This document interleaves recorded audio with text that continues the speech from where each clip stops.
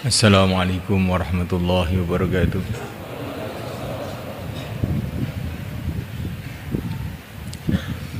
Innal hamdalillah nasta'inuhu wa nastaghfiruhu wa nu'minu bihi wa natawakkalu alayhi wa na'udzu bihi min shururi anfusina min sayyiati a'malina. من يهديه الله فلا مضل له ومن يضلل فلا هادي له أشهد أن لا إله إلا الله وحده لا شريك له وأشهد أن سيدنا ومولانا محمدا عبده ورسوله اللهم صل وسلم وبارك عليه وعلى آله وأصحابه والتابعين لهم إلى يوم القيامة أما بعد.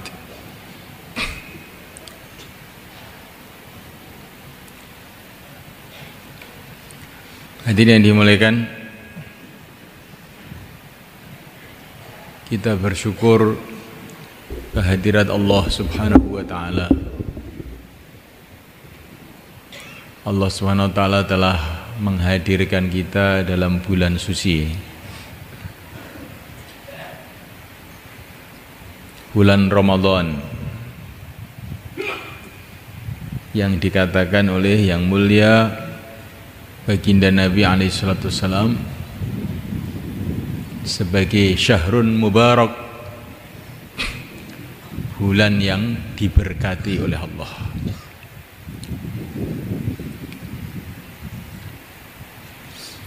Berkah itu apa? Berkah itu adalah kebaikan-kebaikan yang tidak disangka-sangka, yang tidak mengikuti jalur pemikiran biasanya. Barokah. Begitulah bulan Ramadan. Kalau zahirnya bulan Ramadan ini serupa saja dengan bulan-bulan yang lain, tapi dalam bulan Ramadan ini menurut sejarah telah datang macam-macam kebaikan kepada umat Islam. Bulan Ramadan ini adalah bulan hidayah. Banyak sekali Allah menurunkan hidayah dalam bulan Ramadan. Di antara barokahnya Ramadan, Fathu Makkah, penaklukan negeri Mekah, di mana orang-orang Mekah berbondong-bondong masuk Islam, yang akhirnya diikuti oleh seluruh orang Jazirah Arab, dan akhirnya tersebar agama kemana-mana seluruh dunia, terjadi pada bulan Ramadan. Perang Badar tahun 2 Hijrah, di mana Allah telah mendatangkan macam-macam pertolongan, sehingga akibatnya banyak sekali orang kafir yang berbondong-bondong masuk Islam, termasuk orang Madinah, terjadi pada bulan Ramadan juga.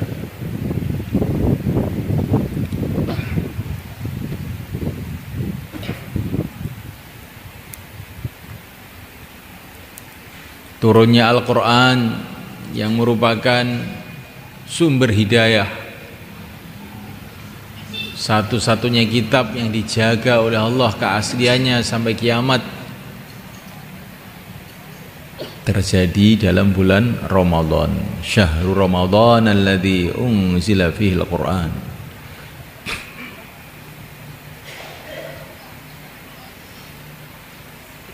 Banyak sekali pertolongan-pertolongan Allah datang kepada umat Islam pada bulan Ramadan.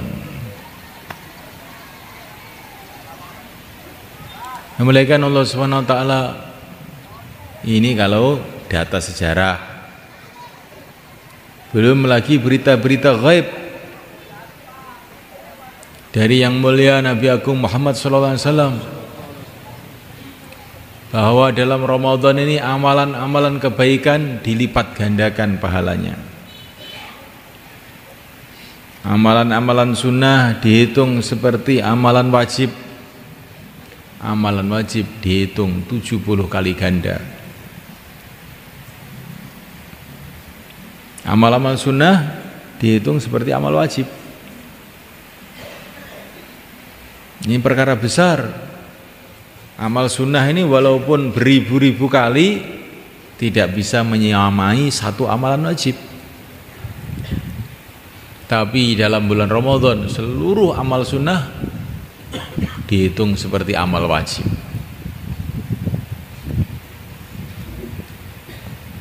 Kalau kita tahu nilainya, maka bulan Ramadan ini akan jadi bulan sunnah. Bagaimana kita hidupkan semua sunnah-sunnah yang kita tahu. Yang wajib dihitung lipat 70 kali ganda. Nah, mulaikan Allah Ta'ala dalam bulan Ramadan ini doa-doa dimakbulkan.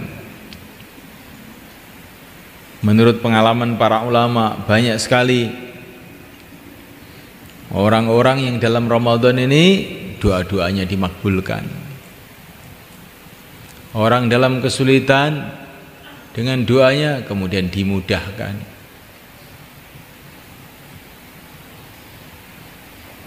Nah, mulaikan Allah Ta'ala banyak orang dalam bulan Ramadan ini kemudian berubah kehidupannya.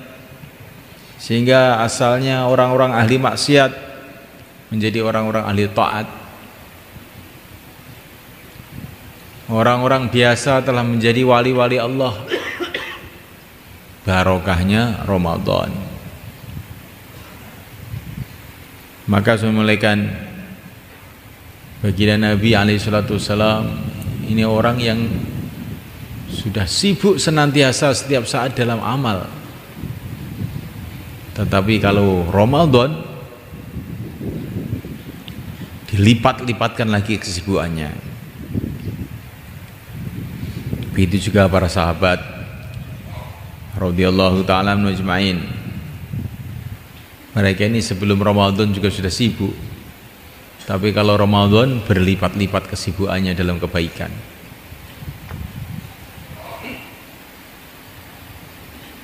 Masjid-masjid pada bulan Ramadan penuh dengan amalan-amalan. Lampu-lampu ditambah di masjid-masjid. Karena malam semalam suntuk itu tidak ada henti-hentinya orang beramal di masjid-masjid. Pada zaman para sahabat radhiyallahu ta'ala ajma'in. Terutama setelah zaman Sayyidina Umar, tambah ramai lagi karena orang Islam tambah banyak sekali. Sehingga Sayyidina Ali mengatakan rahimallahu Umar, rahimallahu Aba Hafs, ammarallahu masajidana, Allahu ammir kuburahu bin nur, nawwara Umaru masajidana, nawwarallahu qabrahu bin nur. Semoga Allah menerangi kuburnya Umar dengan cahaya, karena dia telah membuat masjid-masjid terang benderang dalam bulan Ramadan ini. Di Ramadan ini bulan yang barokah. Di barokah bagi siapa? Bagi yang memperhatikan bulan Ramadan. Hujan ini barokah bagi orang yang mau menanam padi, bagi orang yang mau memanfaatkan hujan. Tapi kalau orang tidak mau memanfaatkan hujan, ya barokahnya jadi sedikit. Bahkan bisa-bisa hujan itu mendatangkan banjir, rumahnya ambruk. Begitu juga bulan yang suci ini. Kalau kita perhatikan akan datang macam-macam kebaikan. Tapi kalau kita sepelekan, kita rendahkan, bisa-bisa bulan yang suci justru jadi malapetaka buat kita.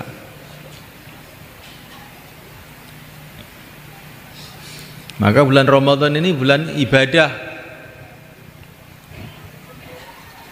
Kita tingkatkan ibadah kita. dengan puasa, dengan zikrullah, dengan baca Quran, dengan sholat taraweh. Minimal sholat taraweh itu 20 rakaat. Itu kesimpulannya para ulama-ulamanya sahabat, ulama yang paling alim di dunia ini. Jangan mau kalau ada orang minta korting. Kalau di toko minta korting, Pak, kalau taraweh tidak ada korting, minimal 20. Insyaallah. Ini ada dalilnya, ini dalilnya. Saya tidak tahu dalil. Yang penting sahabat tuh alim-alimnya manusia ini tarawehnya 20. Sampai sekarang pun di Masjid Madinah 20, nggak ada yang berani ngerubah. Walaupun pemerintahannya sudah jungkir balik karuan, tapi nggak berani ngerubah 20 itu. 20 sampai sekarang. Di Mekah juga 20 sampai sekarang. Sudah 100, sudah 1400 tahun nggak ada yang berani ngerubah. Kalau ada orang-orang yang berani ngerubah itu orang-orang yang tidak berpikir panjang. Sahabat lebih tahu mengenai kesimpulan hadis-hadis, kesimpulan Al-Quran. Maka nanti malam tarawih semua 20, insyaallah. Para ulama-ulama yang sudah diakui kealimannya, Al-Imam Asy-Syafi'i, Al-Imam Malik, Al-Imam Abu Hanifah, Al-Imam Ahmad bin Hanbal, semua tokoh-tokoh ulama 20. Hanya orang Jawa saja kadang-kadang itu minta korting. Ini rumah saya yang pasar korting. Kalau bisa sekarang ini kita ini tarawihnya malah ditambah 100 rakaat, 200 rakaat sampai pagi. Ini Ramadan, bulan barokah, bulan panen. Insyaallah mulai kan? Ini bukan khilafiyah semula kan? Dakwah nggak boleh bicara khilafah. Ini bukan khilafiyah. Seluruh sahabat 20 itu bukan khilafiyah. Orang yang mengatakan ini khilafiyah nggak baca sejarah. Dulu zaman sahabat seluruh orang Islam 20. Ini bukan khilafiyah. Boleh aja ngomong begini nih. Yang bilang khilafiyah itu orang tidak tahu sejarah kehidupan umat Islam. Khilafiyah itu ngitungnya bukan sekarang, zaman dulu. Kalau sekarang ini khilafiyahnya banyak, ada yang sholat, ada yang enggak sholat. Ada yang subuh jam 5, ada yang jam 8. Nah, kalau khilafiyah ngikuti orang sekarang, rusak jagatnya. Di khilafiyah itu melihat orang zaman dulu, zaman para sahabat dulu ketika orang itu masih bersih. Nanti disuruh bangun malam, khilafiyah Pak, ini khilafiyah, jangan bicara. Sebagian sholat, sebagian tidur. Nah, kita khilafiyah, jangan kita bicarakan dalam dakwah. Loh, rusak ini nanti ya kajian. Jadi sudah mulaikan Allah Subhanahu wa taala. Ada perkara itu yang tidak boleh khilafiyat. Ada yang perkara itu boleh khilafiyat. Kalau orang-orang zaman dulu tidak khilafiyat, jangan sekarang kita jadi khilafiyat.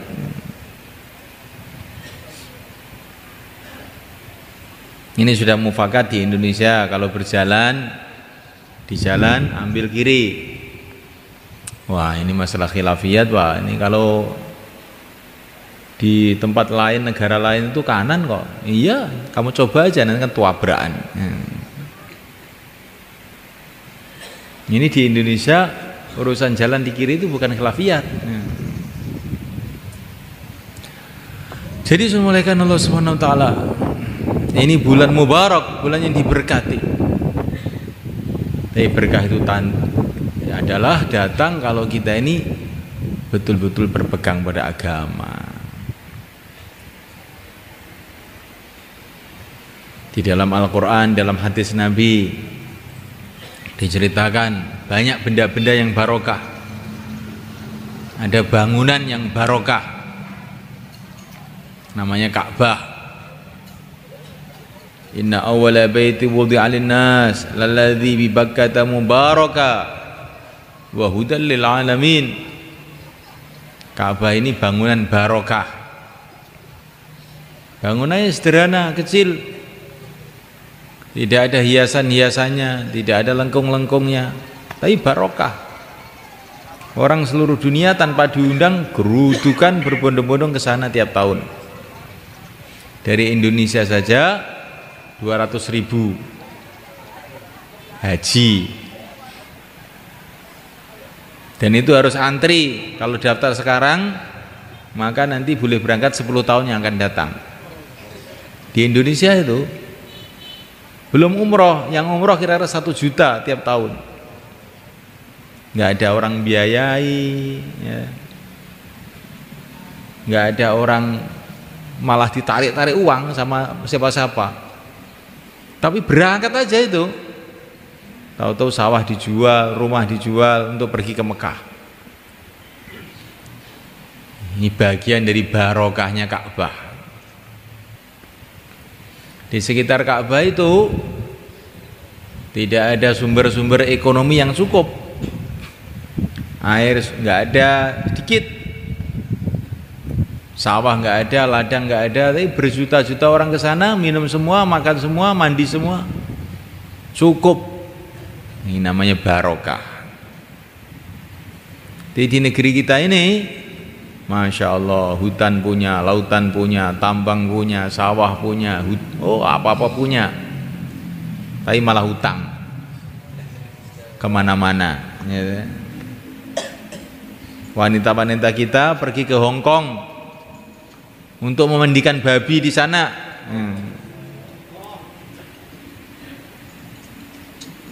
Padahal Hong Kong itu negeri kecil yang nggak punya apa-apa. Ini Indonesia negeri besar. Ini termasuk kurang barokah ini malaikat. Namanya kurang barokah.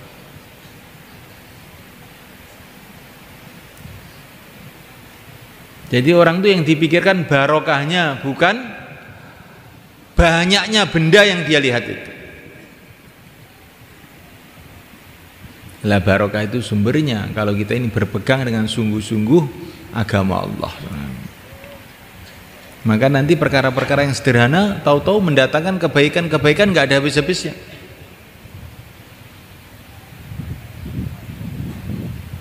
Bangunan barokah. Maka nanti masjid kita kalau sudah barokah jadi kayak Ka'bah itu semuanya. Orang itu datang terus rame aja masjid. Masjid kok sepi, nggak ada orangnya, bagaimana ini? Kurang barokah ini kelihatannya. Kenapa kurang barokah? Amalan-amalan yang mendatangkan barokah tidak kita jaga. Itulah amalan Rasulullah SAW.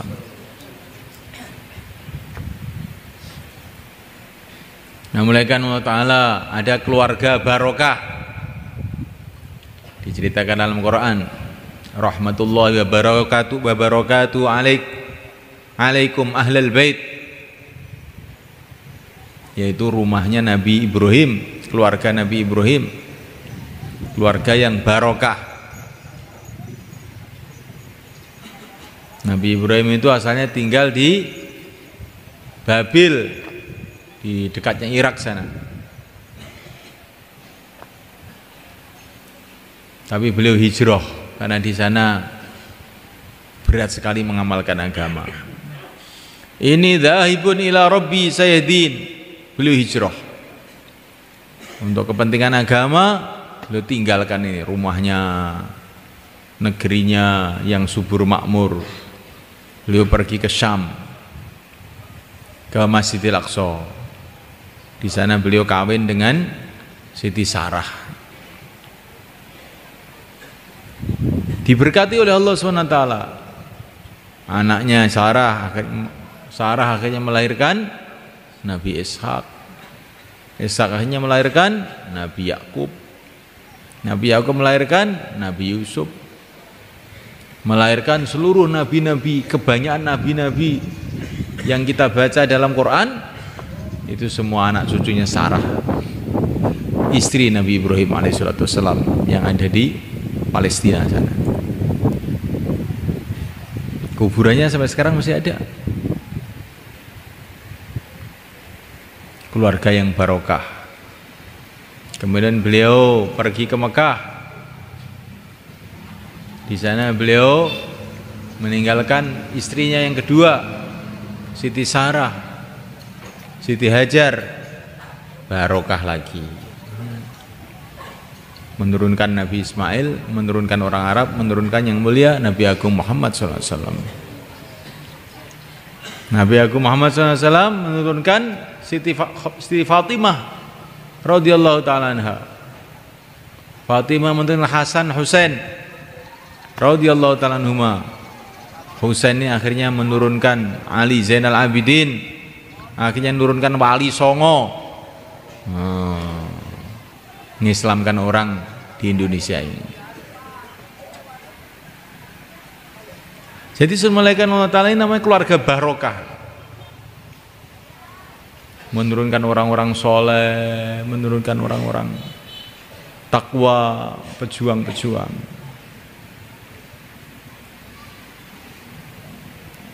Ada ilmu yang barokah, ada ilmu yang kurang barokah. Ilmunya Al-Imam Al-Bukhari, pertama kali sahabat dulu. Ilmunya Abu Hurairah radhiyallahu ta'ala anhu.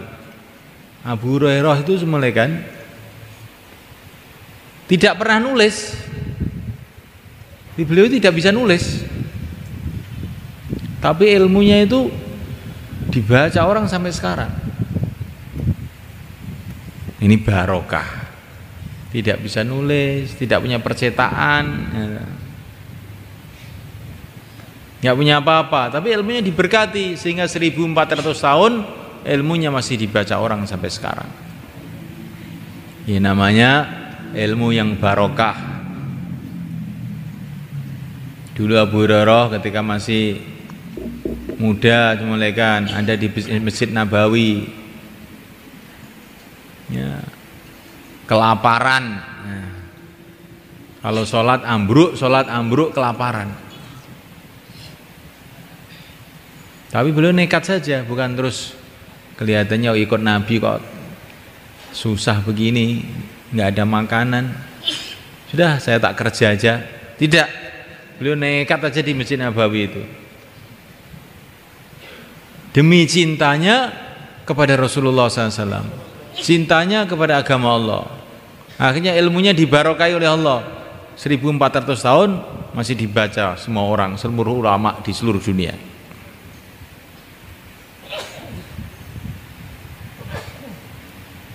Sekarang turun Al-Imam Al-Bukhari, Al-Imam Muslim, Al-Imam Abu Dawud.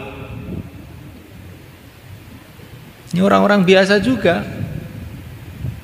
tapi Allah memberkati ilmunya sehingga akhirnya dipelajari di pesantren-pesantren, di madrasah-madrasah seluruh dunia. Al-Imam Asy-Syafi'i, Al-Imam Malik, Al-Imam Abu Hanifah. Ada apanya itu kok ilmunya jadi tersebar seluruh dunia itu? Beliau tidak punya kekuasaan, beliau tidak punya apa-apa, tidak ada uang untuk menyebarkan ilmunya. Tapi Allah Subhanahu wa taala telah memberkahi ilmunya. Karena apa ini? Karena takwa. Ta'alluqnya hatinya kepada Allah, berpegangnya dengan agama. Satu hari ketika masih kecil, Al-Imam Ahmad bin Hanbal itu semalekan bersama santri-santri yang lain berjalan kaki mencari ilmu. Di tengah perjalanan ketemu sungai. Maka seneng teman-temannya langsung terjun ke sungai pada mandi. Nah, bajunya dicepoti, ya, namanya anak-anak kecil. Ya. Tapi Muhammad mandi bajunya nggak dicepot, sarungnya nggak dicepot. Beliau teringat hadis Nabi, kalau kamu mandi sarungnya jangan dicepot. Ini hadis ini ada di Tirmidzi. Ya teman-temannya itu seenaknya sendiri, beliau tidak seenaknya. Nggak disemprot sarungnya kalau mandi. Setelah itu malam hari beliau itu mimpi. Ada malaikat kasih tahu dia, Ahmad, karena kamu menjaga sunnah Nabi yang telah kamu pelajari, Allah akan mengangkat derajat kamu, memberkati ilmu kamu. Maka Imam Ahmad ini mungkin satu-satunya orang di dunia yang hafal 1.000.000 hadis. Gimana itu ngapal 1.000.000 hadis itu? Satu hadis saja kita lupa-lupa terus saja. Ini muridnya Imam Syafi'i ini. Jadi semulaikan Allah SWT. Ini ilmu yang barokah. Sekarang orang belajar di sekolahan, bikin tesis, bikin disertasi, nulis buku tebal sekian. Tadi tulis, akhirnya dapat gelar S3. Saya dapat gelar S3, terus bukunya itu dimasukkan lemari, nggak ada orang mau lihat dan dia sendiri juga tidak mau lihat. Ila yaumil qiyamah. Ini kelihatannya loh, kok kurang barokah kelihatannya itu ilmunya itu. Nah, mulaikan Allah Subhanahu wa taala. Jadi ada bangunan barokah, ada keluarga barokah, ada ilmu barokah, ada dakwah barokah. Dakwahnya Rasulullah SAW. Dan di akhir zaman ini saya lihat termasuk dakwah barokah itu dakwahnya Syekh Muhammad Ilyas. Awal-awalnya itu semuanya kan kelihatannya sangat sederhana itu usahanya Syekh Ilyas itu. Beliau berpikir, menangis, risau bagaimana umat ini kembali kepada agama. Sampai beliau ini diceritakan iktikaf di Masjid Madinah itu 8 bulan. Iktikaf baca nangis, ya Allah, apa yang harus saya buat ini supaya umat ini kembali kepada agama. Syekh Ilyas itu mau dakwah ini bukan enak gitu aja. Beliau ini mikir, beliau ini nangis berbulan-bulan bahkan bertahun-tahun. Iktikaf di Masjid Nabawi itu akhirnya beliau dapat mimpi Rasulullah, dan mimpi Rasulullah itu dikatakan dalam hadis hak. Rasulullah itu mengatakan kepada Syekh Ilyas, kamu mulai seperti saya mulai dulu. Kamu mulai seperti saya dulu mulai. Maka saya itu terkejut. Bagaimana ini? Saya mulailah seperti saya dulu mulai. Nah, beliau ini orang ahli hadis, ahli sejarah. Beliau faham bagaimana dulu Nabi mau mulai kerja. Nah, oleh karena Allah SWT, maka beliau datang ke ulama-ulama kemana-mana itu. Saya kok mimpi begini bagaimana? Apa ya mampu saya itu memulai seperti Rasulullah memulai itu, apa ya mampu? Jangan bilang begitu, kata seorang ulama. Itu kan perintah Rasulullah untuk kamu dalam mimpi itu. Kamu tuh diperintah menunjukkan Allah akan nolong kamu. Gitu aja. Husnudzan aja. Oh gitu ya? Iya. Langsung saya kasih semangat. Ini sudah yang nyuruh Rasulullah. Ya, bismillah. Mulailah beliau bergerak, akhirnya terbentuk jamaah 3 hari. 80 tahun yang lalu, 90 tahun yang lalu. Udah lama ini jamaah 3 hari. Ketika jamaah 3 hari terbentuk, maka Syekh Ilyas itu mengatakan, London jebol, katanya beliau. Maka orang-orang tuh yang sekitar saya lihat tuh tertawa. London Jebel bagaimana? Pokoknya ini barokahnya jamaah 3 hari ini akan tersebar agama kemana-mana. Saya yakin. Nah, katanya saya lihat itu. Saya lihat bukan melihat zahirnya. Kalau dilihat zahirnya jamaah 3 hari apa sih? Mana lebih hebat, jamaah 3 hari apa pertemuan besar di lapangan 100.000 orang, dihadiri presiden, jenderal, petak, semua datang. Dimasukkan internet, radio, RRI, televisi, disentrom dari segala arah. Jamaah 3 hari apa? Tapi ini 3 hari ini barokah. Karena didasari atas ketaatan kepada Allah dan Rasulnya, keikhlasan semata-mata karena Allah. Ternyata setelah sekian lama jamaah 3 hari itu sampai di Temboro, sampai di Jakarta, sampai di rumah kamu, sehingga kamu datang ke sini. Ini hasil jamaah 3 hari 90 tahun yang lalu tuh. Tapi jamaahnya ini barokah. Karena sungguh-sungguh mereka. Di antara kesungguhannya itu jamaah 3 hari 90 tahun yang lalu itu, menurut pandangan saya loh ini, itu nggak ada yang bawa HP, nggak ada.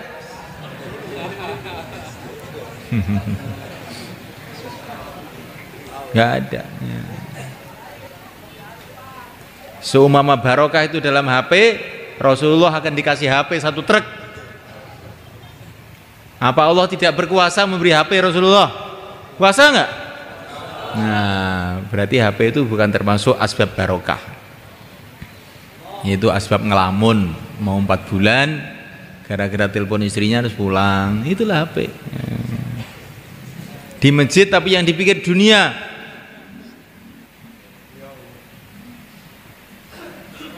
Kemarin waktu istimewa di Jakarta ada satu ustadz selesai bayan, selesai sholat ngisa itu pegang HP, tek. Maka saya tegur, Ustaz, oh Ustaz kok pegang HP itu apa? Saya bilang gitu. Maka Ustaz ini mengatakan, Pak Kiai, kalau dai itu habis sholat pegang HP. Nah, kalau ahli ibadah habis sholat pegang tasbih. Oh, begitu ya? Iya. Kalau kamu bunyi sekali lagi tak dudul perut kamu, saya bilang gitu. Ayo bunyi lagi, saya bilang gitu. Sudah ghaflah lalai kok pakai dalil juga. Jadi Assalamualaikum warahmatullahi wabarakatuh. Kita bukan hanya dakwah, tapi bagaimana dakwah yang barokah. Hatinya ta'alluq kepada Allah. Man yuti'illah wa rasul wa yakhshallah wa yattaqhi faulaika humul faizun. Barang siapa taat kepada Allah, zahirnya itu taat. Hatinya wa yakhshallah, hatinya dipenuhi dengan takut kepada Allah. Wa yattaqhi, takwa. Takwa itu maksudnya amal agama itu dengan sungguh-sungguh, dengan teliti, hati-hati. Bukan sak melaku nih, sak jalan-jalannya, bukan begitu. Itu bukan takwa. Takwa itu amal dengan sungguh-sungguh, dengan teliti, hatinya dipenuhi dengan takut kepada Allah. Faulaika humul faizun, mereka inilah orang-orang yang sukses.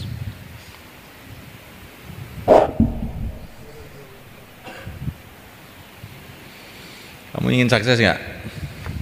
Ingin sukses? Ingin barokah? Kalau ingin barokah, angkat kepalanya. Insyaallah mulai kan? Jadi apa-apa itu yang dipikirkan barokah. Bikin rumah yang dipikirkan barokah, ya. Kawin yang dipikirkan barokah, dakwah yang dipikirkan barokah. Apa saja kerja-kerja kita pikirkan jangan bendanya, tapi barokahnya. Bagaimana supaya barokah? Kalau diri kita ini betul-betul takwa pada Allah, hatinya betul bergantung kepada Allah, nggak ada yang bisa berbuat apa-apa selain Allah, yang menentukan segala-galanya hanyalah Allah. Hatinya bergantung pada Allah, takut kepada Allah, cinta kepada Allah, zahirnya mengikuti tertib agama, nanti akhirnya jadi barokah. Jangan ada pertimbangan-pertimbangan lain selain taat kepada Allah. Kayak Nabi Ibrahim, asalnya ada di tanah yang subur, yang rame, pindah ke Mekah, kering kerontang, nggak ada orang, panas, dingin. Apa pertimbangannya? Satu saja, karena taat perintah Allah. Nah, akhirnya barokah, yang tidak ada air tahu-tahu keluar air Zam-Zam, yang tadinya sepi tahu-tahu jadi ramai, seluruh dunia datang. Jadi barokah itu diantara sebabnya adalah kalau orang itu pertimbangannya itu hanya agama, bukan karena apa-apa.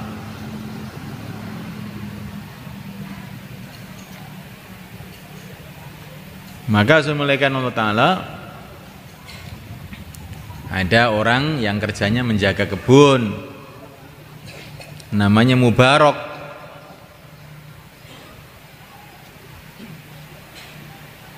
Maka pemilik kebun itu datang ke Mubarak. Mubarak, ambilkan delima yang manis Mubarak. Diambilkan, ternyata kecut. Diambilkan lagi, ternyata masam. Maka pemilik kebun itu marah-marah. Mubarak, kamu kan sudah kerja di kebun ini 8 tahun, masa nggak ngerti itu delima yang manis, delima yang tidak manis? Tuan, saya ini kan tugasnya menjaga kebun, bukan untuk memakan kebun. Jadi bagaimana maksud kamu? Ya selama 8 tahun saya belum pernah makan delima di kebun ini. Betul, betul. Wah, ini orang ajaib ini. 8 tahun menjaga kebun delima, belum pernah makan delima. Mubarak, kamu jangan kerja di kebun ini sekarang. Kamu sekarang kerja di rumah saya aja untuk menerima tamu-tamu. Kamu ini termasuk makhluk langka ini. Perlu diawetkan. Malaikat Allah SWT. Satu hari Mubarak ini melihat tuannya ini kelihatannya itu resah, susah. Maka ditanya sama Mubarak, ada apa tuan? Kelihatannya kok bingung. Ini loh anak saya ini sudah gede, banyak yang melamar, orang-orang kaya, pejabat-pejabat di negeri ini banyak yang lamar anak saya, tapi saya nggak ada yang mantep, gimana? Gitu saja kok bingung tuan, kata Mubarak. Nah, terus gimana? Kalau ikut orang Nasrani itu kalau cari mantu cari yang kaya, cari yang ganteng. Kalau itu kalau orang Nasrani suka yang indah-indah, cari yang ganteng kalau cari mantu. Kalau ikut orang Yahudi, Yahudi itu senang dengan duit. Kalau cari mantu yang duitnya banyak. Kalau ikut Rasulullah, cari mantu yang agamanya baik. Terserah kamu ikut mana. Nah, kalau ikut orang sekarang yang ganteng dan duitnya banyak. Nah, ini tambahan saya ini. Maka ketika tuannya Mubarak ini mendengar kata-kata Mubarak seperti itu, wajahnya langsung merah. Ya ikut Rasulullah toh, kok ikut Yahudi Nasrani, bagaimana kamu ini? Nah iya, nggak usah bingung kalau begitu. Sudah ketemu jodohnya kalau begitu. Siapa? Kamu aja. Nah, akhirnya kamu aja. Tapi ini jangan dicoba lah ya. Nanti kamu nasihati orang-orang. Nah, ikut Yahudi, Nasrani, ikut Rasulullah. Nah, kalau ikut Rasulullah, ambil saya menantu. Nah, ini namanya menyelewengkan agama, ini namanya.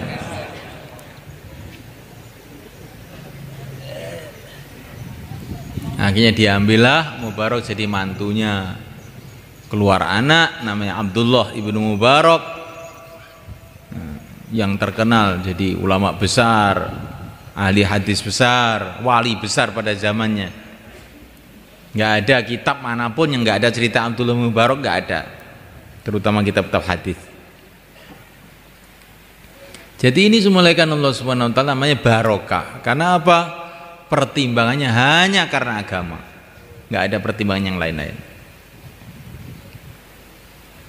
Maka kita ini belajar dalam Ramadan ini, dakwah hanya karena agama. Kenapa kamu kok jauhlah ke rumah-rumah seperti itu? Hanya karena agama. Rasulullah dulu juga begitu, saya ikut saja. Itu dakwah model seperti itu sudah tidak zamannya, nggak apa-apa. Nggak zamannya kalau barokah lebih baik dari zamannya tapi tidak barokah.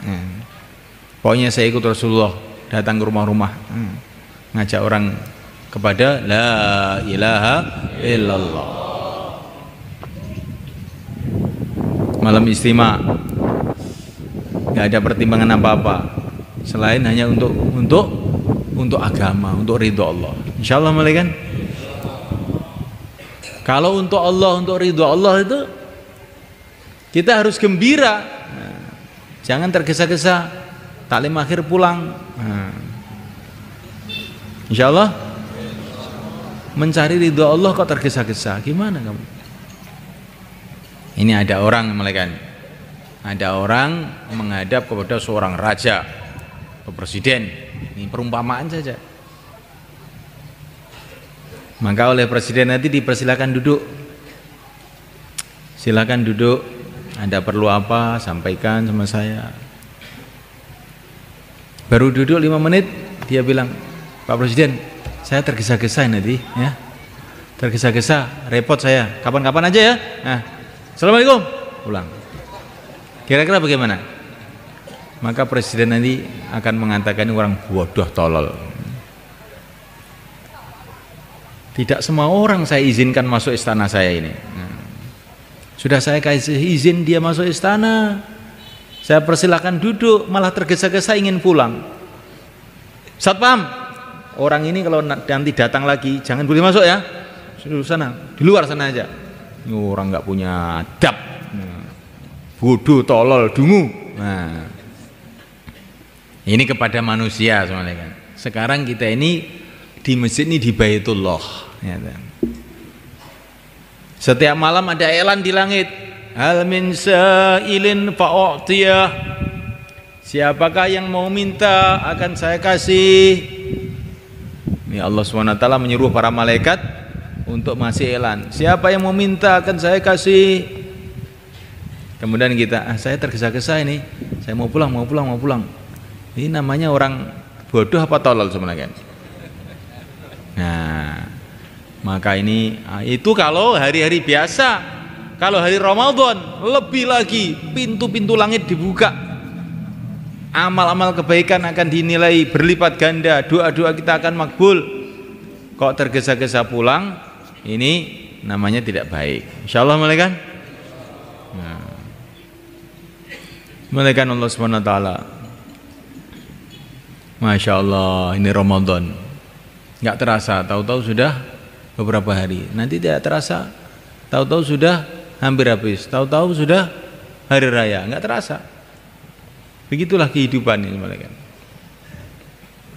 Ngerti-ngerti sudah 40 tahun, ngerti sudah 50 tahun, ngerti sudah 60, ngerti-ngerti sudah dekat kuburan.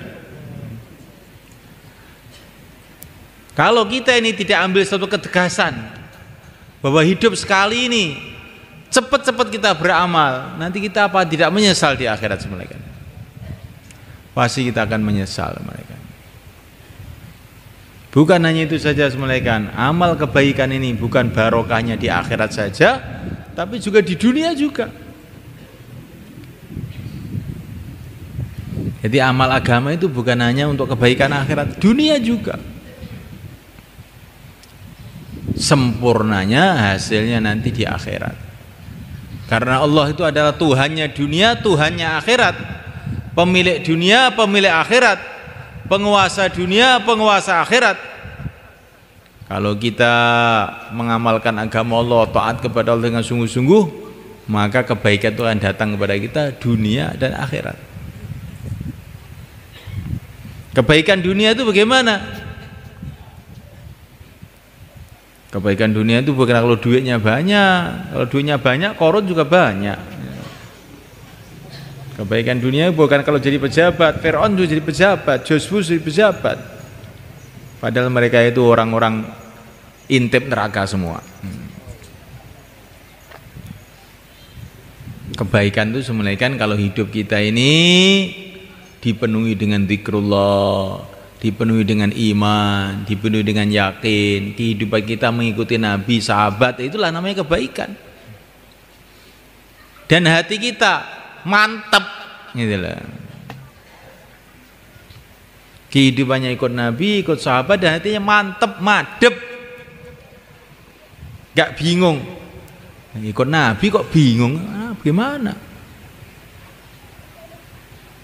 Ikut Nabi sudah gak usah bingung. Ikut orang yang dipilih oleh Allah, yang dibimbing langsung oleh Allah, kok bingung? Kalau ikut selain Nabi boleh bingung kan? Ikut sahabat jangan bingung. Sahabat itu sudah diridhoi oleh Allah kok. Ikut orang yang diridhoi oleh Allah kok bingung. Kalau ikut setan malah tenang. Ini kalau otak kualik namanya. Hati tenang, tentrem, mantep, ikut Nabi, ikut sahabat. Nah, inilah kehidupan yang baik. Ikut Nabi, ikut sahabat itu bagaimana?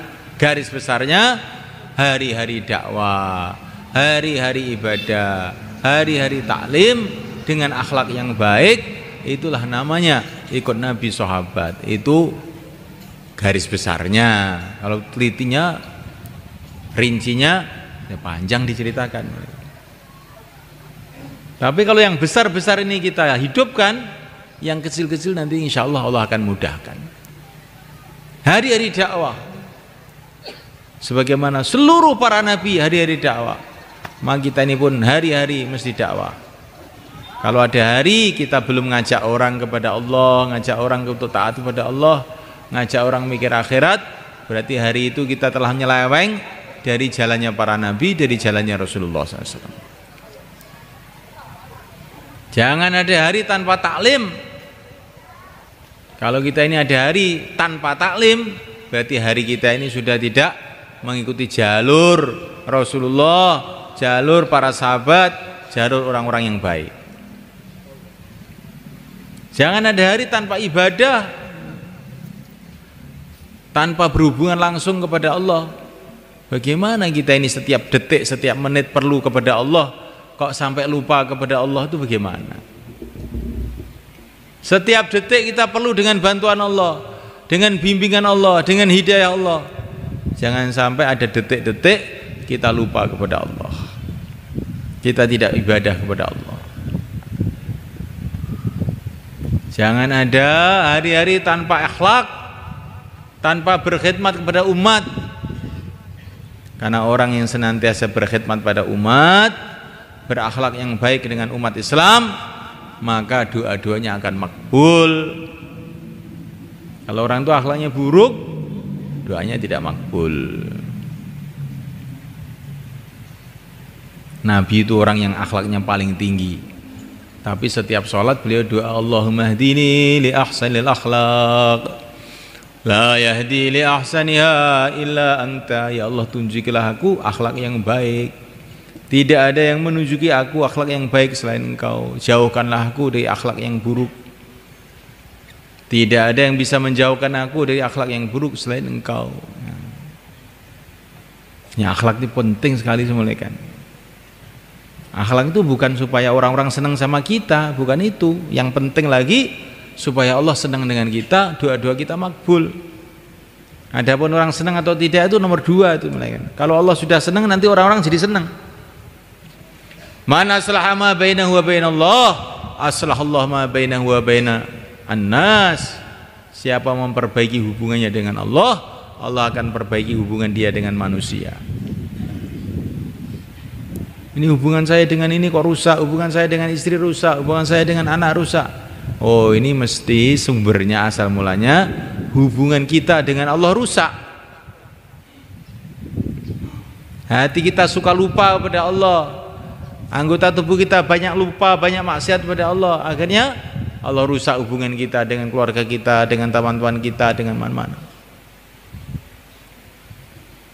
Maka akhlak yang baik itu maksudnya supaya Allah ridha pada kita. Insyaallah malaikat.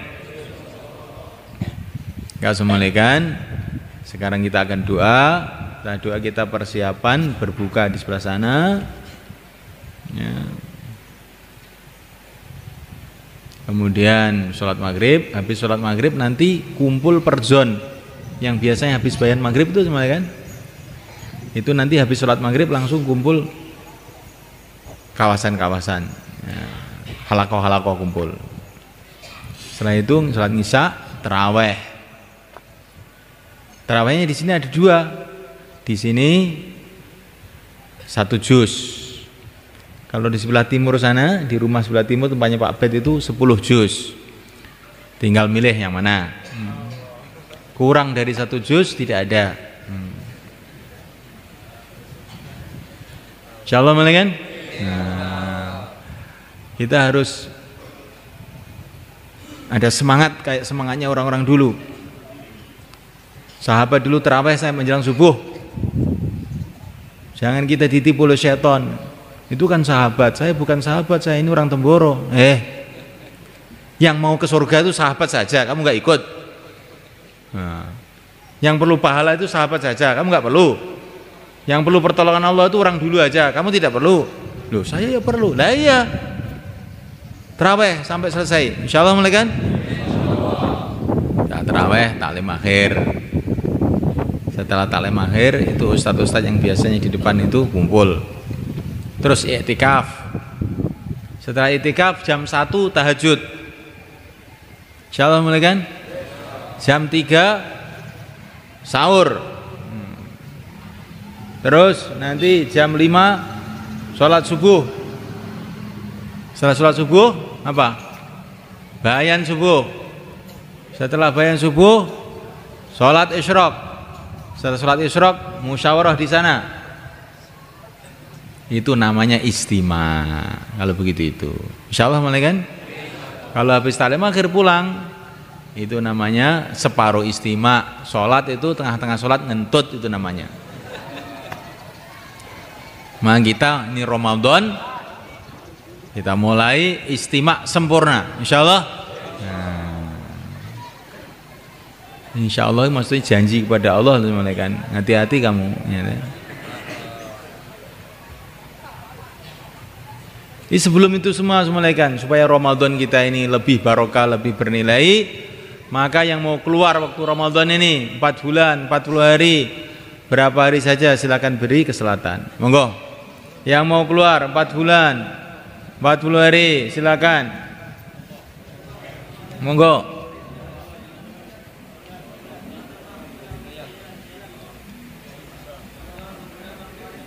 Biar Ramadan kita bulan barokah. Nah, kita perhatikan Ramadan kita dengan keluar jalan Allah. Ini yang terbaik, paling mudah.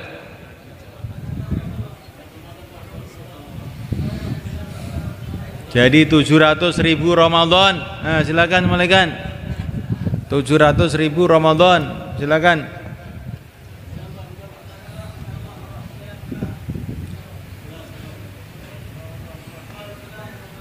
Inilah cara supaya hidup kita barokah semua kan. Nggak usah takut. Kita belajar taat kepada Allah, ikut sunnah Nabi, maka hidup kita jadi barokah. Ekonomi kita jadi barokah. Keluarga kita jadi barokah, anak-anak kita jadi barokah. Anak tidak cukup dipesantrenkan. Di pesantren kan kalau nggak diberkati oleh Allah nanti nakal juga.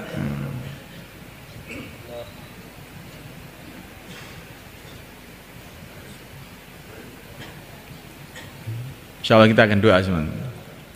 Allahumma shalli wa sallim barik ala sayyidina Muhammad wa ala ali sayyidina Muhammad wa radhiyallahu ta'ala an kulli ashabi Rasulillah ajma'in. Alhamdulillahi rabbil alamin. Alhamdulillahi rabbil alamin. La ilaha illallah al-azimul halim. La ilaha illallah al-halimul karim. Subhanallah rabbul arsyil azim. Alhamdulillahi rabbil alamin. Nas'aluka mujibati rahmatik wa azaima maghfiratik والسلامة من كل ذنب والغنيمة من كل بر لا تدع لنا ذنبا إلا غفرته ولا هما إلا فرجته ولا عسيرا إلا يسرته ولا ضالا إلا هديته ولا مبتلا إلا عافيته ولا مريضا إلا شفيته ولا عدوا إلا كفيتنا شره ولا حاضرا إلا توليت أمره ولا حاجة من حوائج الدنيا والآخرة لك في رضا لنا فيها صلاة إلا أن تنال قضائها ayasarta wa najataha birahmatika ya arhamar rahimin. Ya Allah ampunilah kami ya Allah. Ya Allah ampunilah kami ya Allah. Ya Allah ampunilah kami ya Allah. Ampunilah kedua orang tua kami ya Allah. Ampunilah ahli keluarga kami ya Allah. Ampunilah teman-teman perjuangan kami ya Allah. Ampunilah umat Islam di seluruh alam ya Allah. Ampunilah umat Islam di seluruh alam ya Allah. Janganlah Engkau hancurkan umat ini ya Allah karena dosa-dosa mereka ya Allah. Ampunilah ya Allah, berikanlah hidayah kepada mereka ya Allah, tuntunlah mereka ya Allah menuju ridha-Mu ya Allah. Satukanlah hati umat Islam di seluruh alam, satukanlah hati umat Islam di seluruh alam ya Allah. Berikanlah kepada mereka ya Allah pimpinan-pimpinan yang adil, pimpinan-pimpinan yang baik ya Allah. Berikanlah kepada mereka ya Allah pimpinan-pimpinan yang baik ya Allah. Ya Allah umat Islam ya Allah, pandanglah mereka dengan kasih sayang-Mu ya Allah. Tuntunkanlah mereka ya Allah. Satukanlah hati mereka ya Allah. Satukanlah fikir mereka ya Allah untuk kerjasama menghidupkan agama-Mu, menyebarkan agama-Mu di seluruh alam. Ya Allah mudahkanlah urusan-urusan kami. Ya Allah selesaikanlah masalah-masalah kami. Ya Allah berkatilah ya Allah semua urusan-urusan kami, urusan dunia kami, urusan agama kami ya Allah. Ya Allah berikanlah pada kami ya Allah iman yang sempurna, yakin yang mantap, akhlak dan budi pekerti yang mulia, rizki yang halal yang barakah, ilmu yang bermanfaat, teman-teman yang baik. Ya Allah, ya Allah, ya Allah, jadikanlah Ramadan kami ini ya Allah pembuka kebaikan ya Allah untuk diri kami, keluarga kami, untuk seluruh umat Islam di seluruh alam ya Allah. Jadikanlah Ramadan kami ini ya Allah pembuka barakah, pembuka kebaikan, pembuka hidayah untuk seluruh umat Islam di seluruh alam ya Allah. Naikkanlah usaha agama ini ya Allah. Naikkanlah usaha agama ini ya Allah. Kokohkanlah usaha agama ini ya Allah. Terimalah usaha agama ini ya Allah. Berkatilah usaha agama ini ya Allah. Jadikanlah usaha agama ini ya Allah asbab hidayat seluruh alam ya Allah. Ya Allah berikanlah pada kami, ahli keluarga kami, santri-santri kami, teman-teman perjuangan kami, umat Islam seluruh alam, kesabaran, ketabahan, keikhlasan, istiqamah dan kemudahan dalam ridha-Mu, dalam agama-Mu, dalam menyebarkan agama-Mu di seluruh alam ya Allah. Ya Allah, ya Allah, ya Allah, turunkan hidayah di seluruh alam, mudahkanlah hidayah di seluruh alam ya Allah. Ya Allah usaha-usaha yang ingin menghancurkan umat ini ya Allah, hancurkan usaha-usaha itu ya Allah.